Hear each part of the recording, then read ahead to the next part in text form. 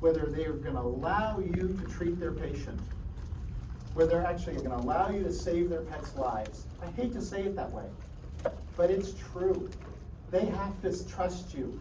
You've got to convince them. You're on stage. You're actually a thespian. When you walk into that, you're an actor when you walk into that exam room. I hear things from clients like they never put my hands on the pet. Now, you're all doing exams, you probably don't even understand that, but let me set the stage. Client walks in and they've got a 3-month-old Rottweiler that's vomiting, diarrhea, bloody diarrhea, came from the Walmart parking lot, no vaccines, everybody already knows what it is. So the doctor knows before he goes in there. So he walks in the room and goes, well, I'm gonna have a technician do a parvo test. I'll be back. He walks out of the room. Technician does the parvo test, we treat the animal, this is a true story. The animal gets better, goes home, everybody's happy, we're heroes, we saved a life. The client puts up a 1-star Yelp. Doctor never even touched my pet. That 1-star Yelp affects how everybody thinks about that doctor. The next client comes in or doesn't come in to see you because you never put hands on the pet. The doctor didn't need to. He knew before he got up from his desk looking at the computer system. He'd already made a preliminary diagnosis of what he wanted to do, or she. Things as simple as referring to the patient by name, and referring the patient by the proper sex, okay? When you walk in the room, you've got to know the patient's name, greet him by name. You have to make the owner feel like the patient or their animal is special. All right, how do you do that? One, when you walk in the room, you're going to see the owner, but you're not going to be able to control yourself because this is the most beautiful German Shepherd you've ever seen, and you're going to look at the owner and, oh my God, Heidi, I love you so much.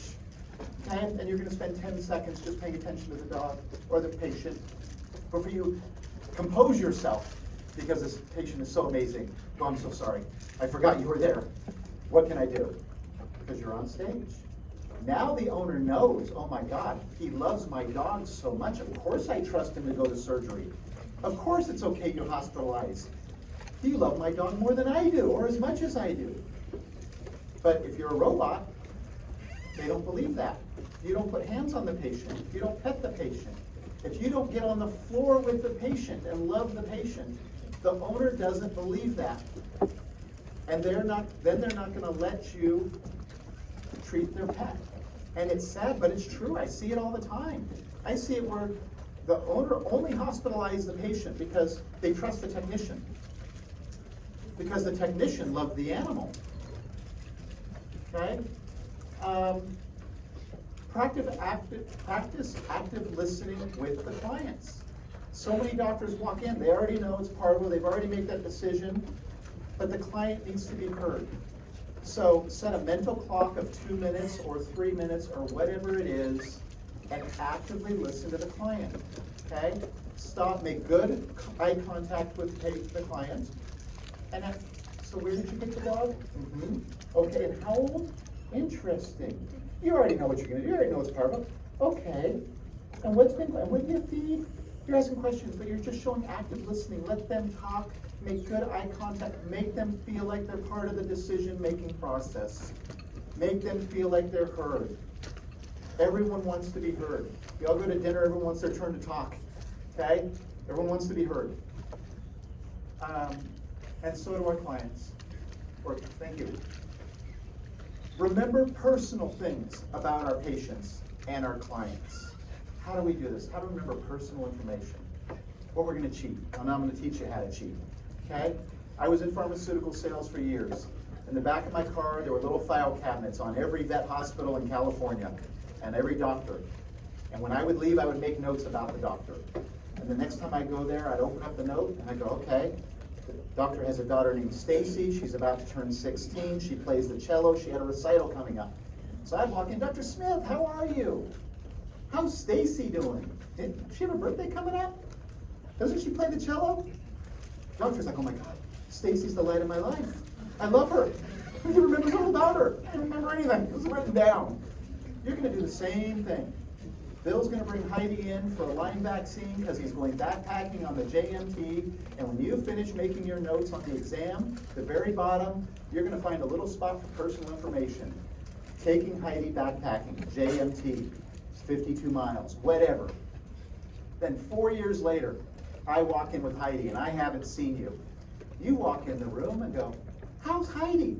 Weren't you taking her backpacking last time I saw? Oh my God, how do you possibly remember that? Because Heidi's my favorite patient. Because I love her. I love German Shepherds. They're the best dog in the whole world. Oh my God. Of course I'm gonna let you do cruciate surgery on my dog. Because you remember her and you love her. You're gonna cheat, make personal. You've got a bond with the client, okay? You do that by convincing them how much you love the patient. And I know you're all scientists, and it's real easy to get caught up in the science of it all. And many people don't want it. There's so many people, oh, I don't like humans. Get over it. Love humans. Okay? I don't like them either. Or you not know you. You know, you can have a communication section in the chart. A lot of computers have separate if you don't want it in your medical record. You can do a special font. You can underline it, make it red. I don't care. Your appearance. Your appearance matters. I pulled this slide off the internet. It was about MDs. It was not veterinarians. But it's what made a difference to the owners, or to patients going to see MDs. It makes a difference whether you're wearing a white coat, or you have a name badge, or you have polished shoes, or you have short hair or a tie. All these things affected how they felt about the doctor and whether they would allow the doctor, they wanted to come back to him or her and allow him to treat them. There were negative things. I have to look. Open neck shirts, sandals, trainers, jeans, long hair, earrings, clogs. What I found interesting is I see shoes multiple times. I instantly went, oh my God, I walked in the next day and I started looking at all my doctor's shoes. What are they wearing in shoes? You know, it matters to the clients. It's how they perceive you in a professional manner. I hate to tell you this, but your first few years, it's really gonna matter. Because everybody's gonna go, how old are you? When did you graduate? You know? I hate to say that, but it's true, okay? So you gotta really bring it. Communication. Communication is so important. You need to speak to your clients in a language they're gonna understand. You are here learning all of these big words. You're having an amazing education. Everything's in Latin, okay? You gotta remember the education of the average American. Last week I had family over and I was listening to them talk, and I was listening to my son talk about veterinary medicine, and I looked at the table and I could just see everybody glazing over. Nobody had the slightest what he was saying, okay? And I was just giggling because I was thinking of my speech. And I'm like, they have no idea. So often, the doctor goes into the exam room, spends 10 minutes explaining everything, leaves.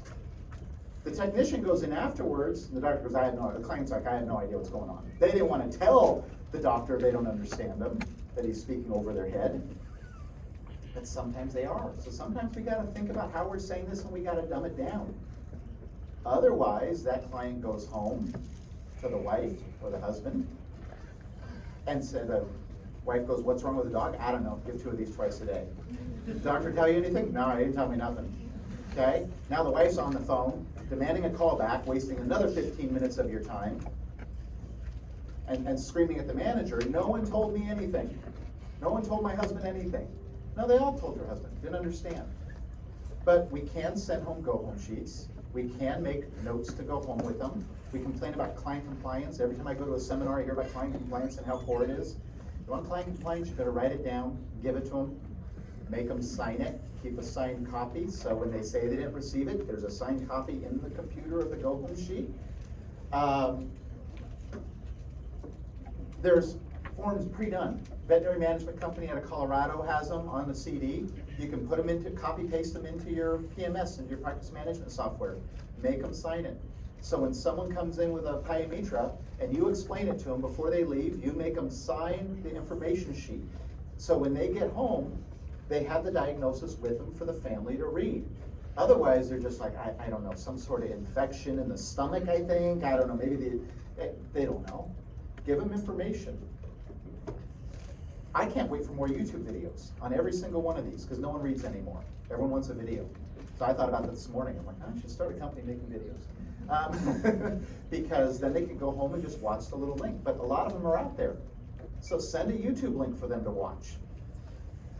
Okay? The last thing you should say before they leave, have I answered all your questions today? Other companies do it. Do we? No, I don't hear it.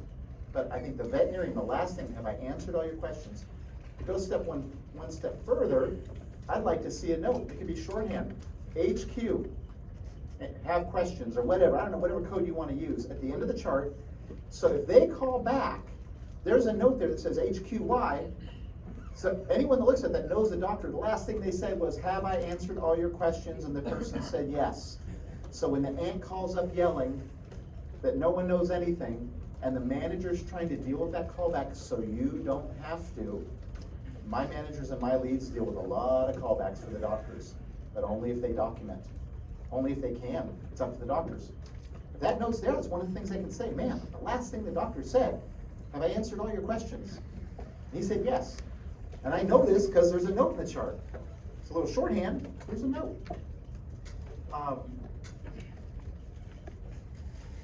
Moving on to staff. Your staff deserve honest, respectful communication, both verbal and in writing. Okay, this is business, we're going to be dealing with people. In writing is very important, because once again, just like the go-home sheet, they leave a meeting, they need a go-home sheet, what you expect of them, what was said, otherwise they just walk out of the meeting, what's wrong? I don't know, she thinks I don't clean enough, she's a bitch. You know? No, they need an information sheet, and they should sign it. I have rules on sit-down meetings. I have meetings with my employees every day, but they're just like, hey, how are you? Everything okay? Cool. You forgot to do this yesterday. Can you fix it?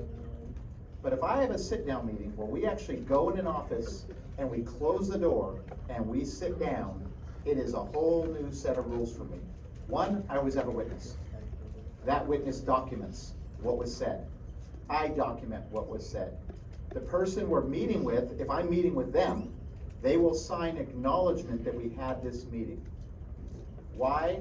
I don't know. Let's say they're not cleaning the cage properly. Something crazy, right? 6 months later, I go to talk to them about them again, and I go, hey, Jane, you know, we talked about this before. No, we didn't. You've never spoke to me about this before. Hold on. This isn't necessarily to write them up. This is acknowledgement for their file, and it's for me too. Because there's been times that, like, didn't I talk to her like 6 months ago? I don't remember. Where's her file? I have talked to her before. It's not necessarily because you're writing up to fire them or anything like that. It's just so you can remember and so they can remember. They don't deny it. Because so often, I can't tell you how many meetings before I started doing that, I meet with people and they, no, you never met with me. We never talked about this. It brings accountability when you have them sign something.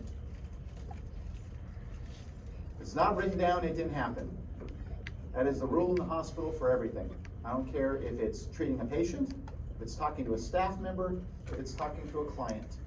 We run into more issues in a big hospital. I have 45 employees because things aren't written down. So the shift change happens at 4. Did this patient get its treatments? I don't know. It's not written down. It's not written down. It didn't happen. You know, how many times does a client call? They want a refill of medication.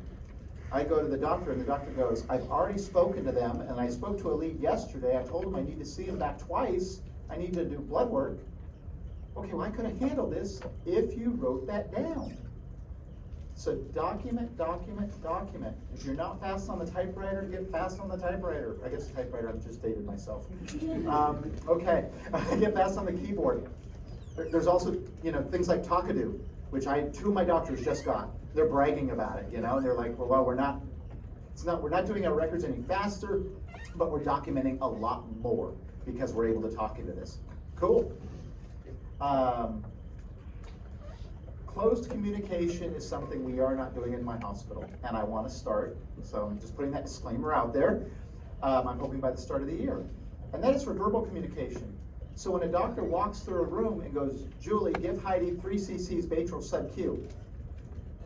That Julie turns around and goes, doctor, I'm going to give Heidi 3 cc's Baytril sub-Q. There's no miss. Did she hear you? Did she hear you correctly? So she doesn't turn around, okay, I'm gonna give Julie 0.3 cc's Baytril IV. No, no, okay? But you can make sure the order was heard correctly. And I love that idea, because I can't tell you how often we are super busy and an order is given, and then after the order is given and the doctor's back in the exam room, the person finishes on the computer and goes, okay, what did the doctor say to me? Anybody know? Okay, you know, we can't have mistakes. So I love the idea of close communication. First, I can only implement so many things at one time or they revolt. But my goal is the first of the year. We're going to implement that, and I highly recommend you guys implement it as well. Daily meetings. Target does it. Target has little team meetings for their teams. Why don't we? And this is for positivity. This goes back to leading with positivity. The start of the day, you grab your team and you communicate on what you want done. Half the time, a staff in a hospital have no idea what the plan is. They know they have 2 spays, they know what they have a PIO to do, they know there's 5 clients on the book, they have no idea what the doctor's plan is to get this done. So you start the day with positivity, you grab, hey guys, here's the deal. We've got 2 spays and a PIO. I want to start those about 12, so by 11:30, someone should be coming to me, talking to me about knocking them down. Mrs. Jones is coming in and she can be spicy, so when she comes in, let's get her into the exam room as quickly as possible. Let me know and we'll get her in and out fast, because I just don't want to have problems. All right?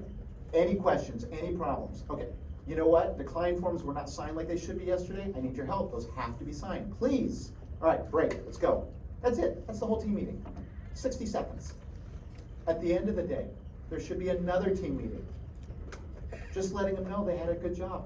Hey guys, today we did great. You were amazing. That dog crashed, but you were there with the oxygen. She had the ambu bag. Everyone knew, remember their training, and I can't tell you how much I appreciated you. All right? We do it again tomorrow. Or the opposite. Hey guys, that PIO died on me today, and it affected me. Okay? And I know I probably was in a mood afterwards, and if some of you felt it, I'm sorry. Okay, it was probably unprofessional of me, but I'm still a human. Staff members at 30 seconds ago were going, what's wrong with him? He's a jerk. Go, Doc, I got you. Okay, I understand, we got your back no matter what. 30 seconds ago, he was calling you a jerk behind your back because you're in a bad mood, but now they see what you're going through. You've opened up to them. Maybe the start of the meeting's the same thing. Maybe in the morning you're letting them know, I got a head cold, but I have clients, I still had to come to work. I got a hangover, but I still had to come to work. I shouldn't have a hangover, okay? Whatever it is, I'm gonna do my best, but if I'm dragging, let them know why. Let the team involved. Then they will support you, okay? Weekly meetings, that's typically like management, and that's just me grabbing what's going on. I hate it when I find out, oh, the pulse ox hasn't worked in a month. Why am I just hearing about it? Oh, because I haven't asked. Got it. You know, you guys forget to talk. Once I started those weekly meetings, it was amazing. All my leads were making notes because they wanted something to say. They wanted to make sure, so they waited for that. Okay, I got this, and I got this, and I got this, and we could address them all. Half the time, the other managers, the leads just addressed it. Oh, that's how I handle her. That's what I do. I'm just sitting there. Okay, cool. Watching them. Regular checkup meetings. We're always talking about hiring, firing, recruiting. How about just keeping the people we have? How about keeping the good people we have from leaving us? Regular checkup meetings. What's going on with you? What can we do? Regular training. These people won't leave unless they feel stagnant, okay? And they feel stagnant because we don't train. So they go, I'm gonna go somewhere else, I'm not learning anything else here. And it's the same thing at that hospital. So you see all these technicians every 2 years, they're in a different hospital. And they've been doing this for 10 years. It's us, that they need to see constant promotions, constant path to learning, okay? Employees must be heard. We've got to ask for their opinion, okay? We've got to make them feel important. Not that they're not important, but we got to make them feel important. They must feel appreciated. We always have to be training. And you might be amazed at what you get from your employees. I had a meeting last week about sending home go-home sheets, and I come in every morning and these go-home sheets are on the printer in the back, which means they're not making it to the client. One of the staff members is like, we can put printers in the rooms. Like, well, don't I feel stupid? That's easy. Okay, how much does 5 printers cost? I got 5 exam rooms. That's like $1,000. Done. Okay. Week later, had the same meeting, and the same person came up to me and she goes, now we need staplers in the rooms. Okay, whatever, we'll put staplers in the rooms. This is easy. But how much time did I just say? How many, yes, it's only 60 seconds to walk back, grab the papers, but how many times a day do they do that? Over a year, how many less steps? Now, how much more time does every technician have to support the veterinarian because they're not walking back and forth? Ask them how to improve. The biggest problem with the difference between a $1 million hospital and a $10 million hospital that's been open 20 years is the ability to change, the ability to adapt. The $1 million is doing exactly the way that he opened. The $10 million is constantly changing. They have to constantly be adapting. Delegation. Don't ever expect people to read your mind. I do. I prepared this. And then the other day I was doing deposits, and I pulled out the deposit, and they're supposed to use the brown envelopes because they have better glue, and instead they use the white envelopes every time. And every morning I pull out the deposit, and why do they use the damn white envelopes? I've told them. And then I'm like, no, I haven't told them. Every morning I cuss, but I've never told them. I expect them to know to read my mind. I've told them once, but I haven't. And the guy that does the deposits, I know if I mention it to him once or twice more, it'll be done. It's my fault.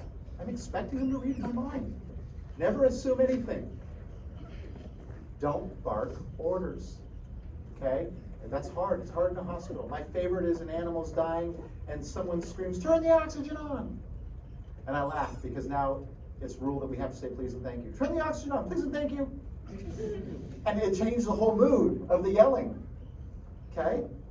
And sometimes we have to bark orders. Sometimes we're stressed. But afterwards, whoever it is, hey, I'm sorry I yelled at you. I'm sorry I barked an order. I guarantee they're going to be like, oh, that didn't bother me at all. But if you hadn't, I guarantee you they would have gone home and gone, can you believe he yelled at me? Who does he think he is? Okay? Job duties need to be written down and clear. Our employees don't know what we expect of them. Okay? They have to know what we expect of them. They have to be written down. There's been a change in my hospital the last couple of weeks because one of my doctors is on vacation in China. So we have 2 hours in the morning with no doctor. As a result, my whole staff is cleaning. I laughed because the first thing I said is, everybody's cleaning. We're becoming AHA certified. So it's part of our office certified, let's get it perfect, right? And I walk in every morning and the same person is cleaning the same cabinet just over and over and over again, like for 2 hours straight. So that went on for a week or so, and then all of a sudden we made him a checklist. And these are your duties. And it rotated, and it changed because no one just knew what to do. They knew clean. As soon as we made him a checklist, now the hospital's spotless. I walked in this morning and I was like, this is impressive. My God, I want it to always look like this. Their job duties were written down, okay? Responsibility and accountability, okay? I'm in urgent care, but in medicine, period. We wouldn't be in business if things didn't go wrong. As simple as that, okay? And things will go wrong. Things in your business will go wrong. But as a leader, how are you going to handle it? Is your instinct going to be to look at someone to blame and whose fault is it? Or is your instinct going to be, how do I fix this? When something goes wrong, are you going to be the team member that they're like, thank God Dr. Smith is here. I can go talk to him and he'll fix this for me. And you can walk in and they can say, I messed up. And then when it's over, are you going to take action for the future? So there aren't more mistakes. Are you going to look how to fix it and be part of the solution? Are you going to how to prevent it in the future? I'm the owner of the company. It is my fault. Everything that goes wrong in my hospital is my fault. I could be in London on vacation and a dog gets out of the cage and bites somebody. It is my fault. I own that. And when I got to get home, I look at what could have been done, what training could have been done, what policy could have been done. But I need my doctors and my whole staff to do the same. But it starts with the doctor, because you're the leader. And if the doctor comes back, oh yeah, that cage hasn't been closing right for weeks, okay, even though you weren't working that day, if you knew that, and you didn't do something, put a sign on it, don't use it, let the manager know this needs to be fixed, whatever, what part did you play? And I'm not looking to blame. I'm looking for solutions. And to be a leader, we're always looking for solutions. So you gotta figure out how to prevent it in the future, make a change, write a policy, and then the hardest part is enforce the policy, okay? And that's hard to do. I saw a statistic the other day, and it said to enforce a policy, people don't believe you that you're serious about the policy until you told them 7 times. And I instantly went, the problem is me. It's not them, because I tell them twice, and then I'm angry that they're not doing it. And now I'm like, I know what to do. I have to tell them 7 times. They have to be so annoyed with me, because I'm walking in every morning going, did you do this? Don't forget to do this. I'll see you tomorrow. 6 more times. Did you do this? Don't forget to do this. But I realize the problem is me. I've got to beat it into them with a smile. Okay? Sorry. They don't let me out in the public very often. If you don't take responsibility, how can you expect your staff to? Okay? So always look for what your part is it, what could have you done to prevent it, okay? Even if you didn't work that day, how can you improve? Conflict and resolution with staff. You're gonna have conflict, okay? Get used to it, okay? And get comfortable with conflict. And if you're not comfortable with conflict, get comfortable being uncomfortable, because this is part of life, all right? When there's an issue with a staff member, I don't want you ever to wait and see if it goes away. Hit it head on, immediately. This person is in a bad mood, they're grumpy, they're making a mistake. So often we just wait to see if it fixes itself. No, call them in. Bill, what's going on? You've come in here, you're in a bad mood, you're grumpy, everybody's scared to talk to you. Have a talk. You missed what you get. Get ahead of the problem. Don't involve management unless you need to involve management. Everyone loves to run to management. You just made it official. You come to management and you say, my technician isn't talking to me, or is grumpy, or whatever it is. Okay, I'm documenting that. Now I'm calling the technician in. I'm documenting that. Now I'm calling you both in. We're having a meeting. This just became a big ordeal. Everyone is always like, oh my God, he's blowing this out of proportion. If you bring it to management, they're going to blow it up. Handle it yourself, you're adults, whenever you can. Only when you're like, I've tried everything, I don't know what to do, then bring in management. But 90% of the time, can't tell you how often I see someone back shooting x-rays. Isn't this like the 3rd time you shot x-rays on this dog? Yeah. Why? The doctor says my x-rays are crap. Okay, well that's not a technical term that I'm familiar with, so I'll go back to the doctor. What's going on? Why is she because her x-rays are crap. Okay, she doesn't know how to fix them with that. Is the positioning wrong? Are they blurry? What's going on? Why not go back there and teach her? Okay, but just saying she doesn't know how to shoot x-rays and they're crap, that's not enough. Okay, find out when it's slow and teach. Otherwise you're just going to get the same crappy x-rays over and over and over again.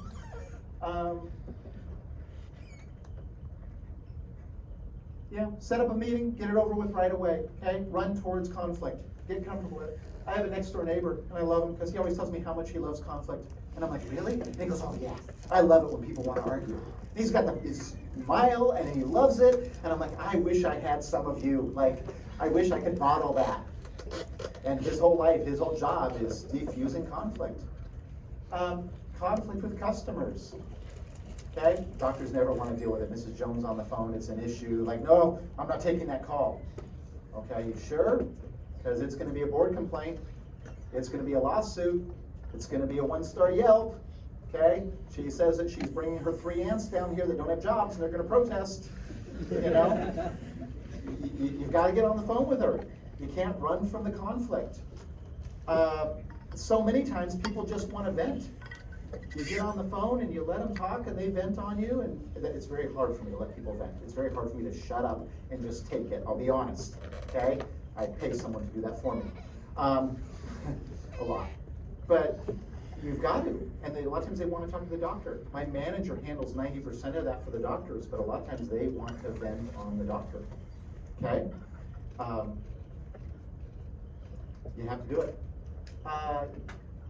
Never guarantee. That's how a lot of doctors got into the problem. They guaranteed the dog would be fine. Never, ever, ever guarantee anything. People ask me all the time, they're dropping off. We used to do spays, we don't anymore. They drop off for spay. You promise me that my dog will be okay? No. I can't promise you that I'm gonna make it home alive. I could get in a car accident. There are no guarantees. If you're in the wrong, once again, Toastmasters, we need to try and make it right. We need to try to come to something's fair. Okay? Maybe it's a discount. Maybe it's a Starbucks card. Maybe it's a free office call. Maybe it's a free nail trimmer. I don't know. But we need to try and make it right. Because that's how we have an honest, ethical business. That's how we build a clientele. That's how we feel good about ourselves when we go home. And I constantly tell my doctors, if you're in the wrong, let me know so we can make it right. What's the worst that happens? I refund $500, I refund $1,000, I refund $10,000. I mean, we make $29,000 a day. So what if we refund a little bit of money? Okay, it happens. People make mistakes. Okay? Protect yourself in your hospital. You do this by getting client signatures. So many times there's a decline form and they're not getting it signed. Are you waving at me? A little bit. Okay. Okay. There's a decline forms, they're not getting them signed. Writing owner declined x-rays and blood work in the chart is not enough. Make the client sign it. That way when they call up later and go, my dog's not getting better, and they're screaming at the manager, the manager can simply say, you declined blood work and x-rays. You know, no I didn't. I got your signature. Oh, okay. Refer to hospitals, emergency, make them sign. All of that is so when they call back, there's no argument. Okay, it's like kryptonite, all right? Signatures are kryptonite. Very last slide, empathy. Also very hard for me, okay? We need to work on it, okay? Empathy will diffuse a huge amount of the problems you have with clients. I hate to tell you this, but you are gonna have patients die. Just gonna happen, all right? And you're gonna have clients upset. And part of them process is blame, and sometimes they blame you, even though it's not your fault. Okay, you're not the one that let the dog run through the neighborhood loose and get hit by a car. You did everything you could, all right? But I actually have things written down in a book, pre-prepared when I talk to clients, so I don't have to think so quickly. I'm so sorry for your loss. I don't know what I could have done differently. Just practice saying it. Practice saying you're sorry for their loss. You're not saying you did anything wrong, but you're sorry because you are, all right? I'm so sorry for your loss. I've been debating with my colleagues if I could have done anything else. Truly, I don't think I could. Practice empathy. You're not admitting anything. The last one is very interesting. If you want to yell at someone, yell at me. Throwing this in. I've seen it once. About 3 weeks ago, had a patient die. The owner called up screaming. She's going to sue. She's going to go to the board. She's going to burn the building down. She's totally losing her mind.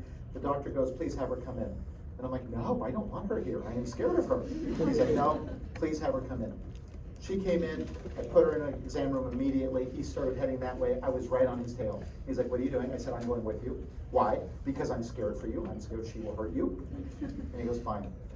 Walked in the room, sat down, pulled his chair up close to her, leaned in close to her, and he goes, if you want to yell at someone, please yell at me.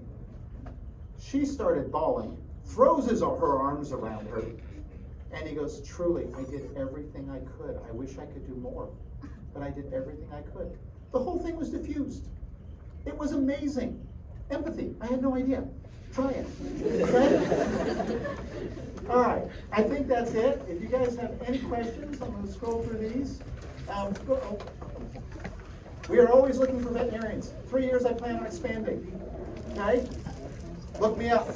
Okay, I need good people. All right, I'm paying a lot of money.